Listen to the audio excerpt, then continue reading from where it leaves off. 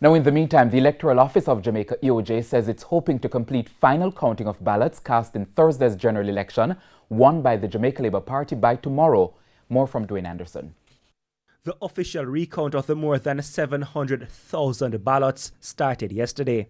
The EOJ says it has completed the final counting of ballots in 5 of the 63 constituencies, namely Trelawney Northern, St. Anne Southwestern, Manchester Northwestern, St. Andrew Northeastern, and Kingston East and Port Royal.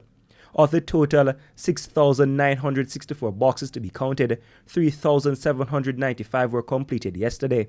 Director of Elections Glaspol Brown gave an update on the exercise. The final count process continued this morning. We are fairly advanced in the number of boxes that we have counted so far.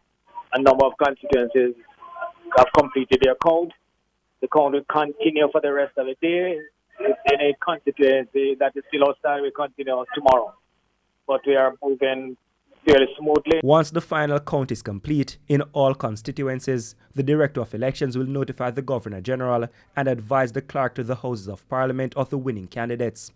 The Director of Elections, in the meantime, says the EOJ is to conduct a review of its management of the election next week. We're going to do our review during the course of next week to review exactly what took place, what we did, etc., look at the positive and negative. After then, I'll give a final opinion on what took place.